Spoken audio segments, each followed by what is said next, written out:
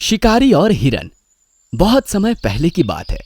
एक जंगल में बहुत हिरन थे और यह जंगल को सबसे अनोखा और प्रसिद्ध बनाता था। कुछ समय के बाद उस जंगल पर एक शिकारी की नजर उन हिरनों पर पड़ी।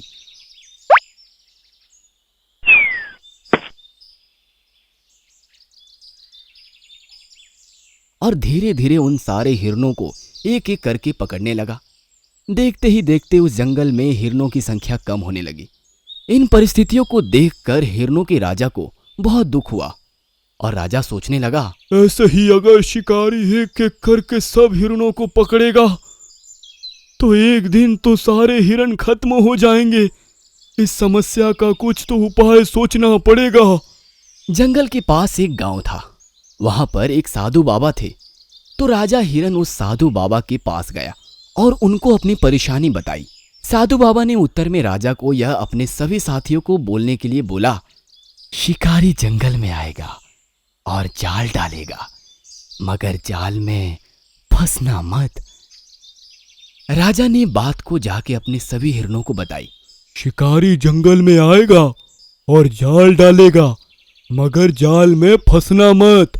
राजा ने सभी हिरणों को यह बात दोहराने को बोला कि शिकारी जंगल में आएगा और जाल डालेगा, मगर जाल में फंसना मत। सभी हिरणों ने यह बात को सुना और दोहराने लग गए। सभी हिरण खाते पीते उसी बात को ही दोहराते थे। शिकारी फिर से आया और यह सब होते हुए शिकारी ने देखा और चिंतित हो गया। सभी हिरण एक ही बात को रोज दोहराते हुए देख के वह चिंतित होकर जाल ही नहीं डाल पाता था। शिकारी का पूरा जीवन उसके शिकार पर ही निर्भर था और अगर शिकारी हिरणों को पकड़ नहीं पाया तो कैसे कमा सकेगा और उसका जीवन यापन कैसे होगा। उसी चिंता को लेकर शिकारी उसी गांव के वही साधु के पास गया और बोला, बाबा, सभी हिरण वो बात दोहराते हैं और मैं जाल भी नहीं डाल पाता और शिकार भी नहीं कर पाता। साधु बाबा ने जवाब देते हुए कहा, हिरणों को उनका काम करने दो और तुम जाल डालने का काम करो। चिंतित मत हो, जिसका जो काम है वो करो। शिकारी ने साधु बाबा की बात मान के जंगल में जाल बिछा दिया। आपको क्या लगता है, सब हिरण जाल में फंस गए होंगे या नहीं? आश्चर्य की बात यह है कि सारे हिरण उस जाल में फंस गए। ऐसा होते हुए देख के शिकारी फिर से चिंतित हो गया और फिर से साधु बाबा की ओर चला गया। शिकारी ने साधु बाबा से बोला, सभी हिरणों को तो पता था कि मैं जाल डालूंगा, लेकिन फिर भी सारे हिरण क्यों फंस गए? और साधु ने मुस्कुराते हुए बोला, हिरणों ने मेरी बात को सिर्फ सुना और दोहराते रहे, परंतु कभी अमल करने की कोशिश नहीं की। सीख, यह कहानी से हमें यह देखने को मिला कि बहुत लोग रोज मोटिवेशनल स्टोरीज पढ़ते और देखते हैं, परंतु उन विचारों को अपने जीवन में उतारने की कोशिश नहीं करते। इस कहानी से हमें यह सीख मिलती है कि हमें उन हिरणों की जैसा ना बन के सारे सकारात्मक विचारों को अपने जीवन में उतारना चाहिए। होशियार कछुआ और बतख। जंगल से कुछ दूर पर एक तालाब था। उस तालाब में कछुआ और बतख दोनों अच्छे दोस्त थे और एक साथ ही रहते थे। एक दिन बतख कछुए से कहता है, दोस्त, मैं तुमसे तेज भाग सकता हूँ। बतख की बात सुनकर कछुए ने कहा, अच्छा, तो मैं तुमसे भी तेज भाग सकता हूँ। तो ठीक है, हम इस पानी में एक प्रतियोगिता रखते हैं। पहले हम दोनों में से जो भी उस पार किनारे पहुँचेगा वही जीतेगा। इस तरह बतख और कछुआ प्रतियोगिता रख लेते हैं और प्रतियोगिता में कछुआ जीत जाता है। तब कछुआ बतख से कहता है, देखो, मैंने तुमसे कहा था मैं तुमसे भी तेज भाग सकता हूँ। कछुए की बात सुनकर बतख कहता है, ये पानी है ना, इसलिए तुम तैरते हुए भाग गए। इस बार हम पानी से बाहर जाकर प्रतियोगिता रखते हैं, तब देखेंगे कौन जीतता है। ठीक है, तो तुम्हारी ये ख्वाहिश भी पूरी कर देता हूँ। जमीन पर भी मैं ही जीतूंगा। दौड़ की प्रतियोगिता शुरू करने से पहले बतख दौड़ने लगता है। कछुआ धीरे धीरे दौड़ रहा था कि तभी रास्ते में भालू आता है। बतख भालू को देखकर एक पेड़ के पीछे छुप जाता है। भालू अपने पैर से कछुए को पकड़ लेता है। तब कछुआ भालू से कहता है, तुम मुझे छोड़ दो। मैंने तुम्हें खाने के लिए पकड़ा है, ना कि छोड़ने के लिए। तभी कछुआ होशियारी से भालू से कहता है, तुम मुझे नहीं खा पाओगे, क्योंकि मैं पानी से बाहर आने की वजह से सूख कर सख्त हो गया हूँ। अगर यकीन नहीं होता तुम मेरी पीठ को दबा कर देख लो। भालू कछुए की पीठ को दबा कर देखता है। सही में ये तो बहुत सख्त है। अगर इसे खाऊंगा तो मेरे तो दांत ही झड़ जाएंगे। तभी कछुआ भालू से कहता है, मुझे पास के तालाब में ले जाओ और मुझे पानी से भिगा दो, तभी मैं नरम बन सकूंगा और फिर तुम आराम से मुझे खा सकोगे। भालू ऐसा ही करता है। कछुए को तालाब के पास ले जाता है। भालू कछुए को पानी में डुबोता है, पर भालू अपना पैर कछुए पर से हटाता नहीं। तब फिर कछुआ भालू से कहता है, मैं सब जगह अच्छे से भीग गया, लेकिन जहाँ पर तुमने पैर रखा वहाँ मैं अभी भी सख्त हूँ। ये सुनकर भालू अपना पैर हटा लेता है। जैसे ही भालू अपना पैर हटाता है, कछुआ तुरंत तैरता हुआ पानी में दूर निकल जाता है। अरे ये कछुआ तो बहुत होशियार निकला, इसने बहुत चालाकी से अपनी जान बचा ली।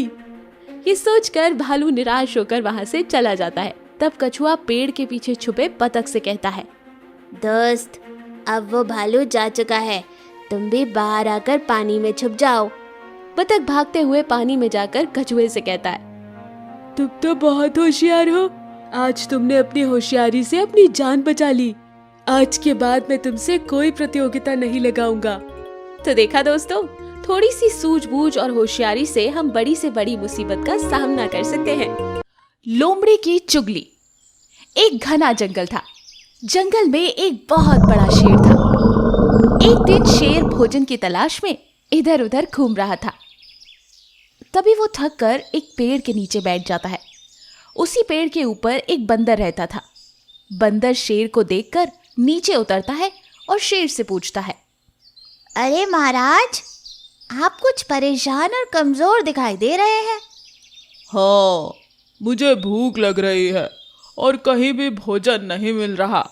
मैं भोजन की तलाश में घूम घूम कर थक चुका हूँ।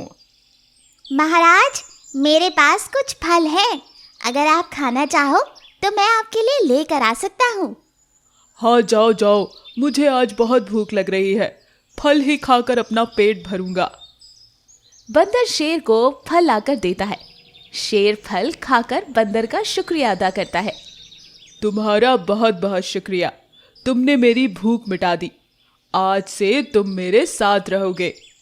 उस दिन से शेर और बंदर दोनों साथ ही रहने लगते हैं। दोनों साथ जाते हैं, बातें करते हैं। पूरा दिन एक अच्छे मित्र की तरह बंदर और शेर साथ ही रहा करते थे। बंदर और शेर की इस दोस्ती पर लोमड़ी की नजर थी। इस बंदर की इतनी मजाल कि वो महाराज से दोस्ती कर रहा है। मुझे ही कुछ करना पड़ेगा जिससे इन दोनों की दोस्ती टूट जाए। ये सोचकर लोमड़ी एक दिन शेर के पास जाती है। महाराज, आप क्यों इस बंदर से दोस्ती कर रहे हो?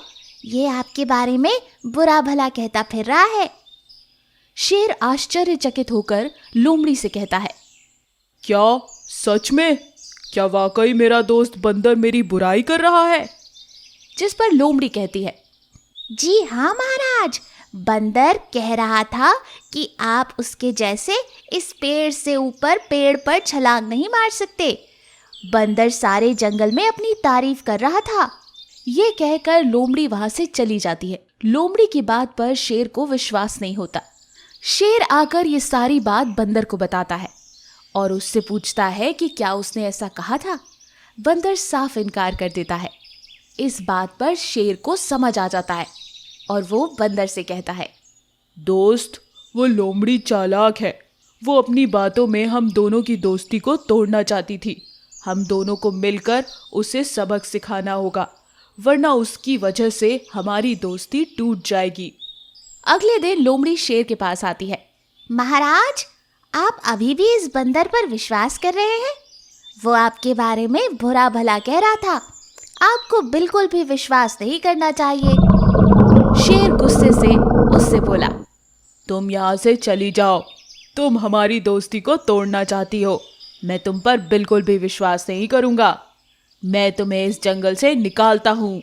अगर तुम फिर से मुझे दिखाई दी तो मैं तुम्हें खा जाऊंगा। लोमड़ी डर कर वहां से भाग जाती है। तो इस कहानी से हमें क्या सीख मिलती है कि हमें कभी भी दूसरों की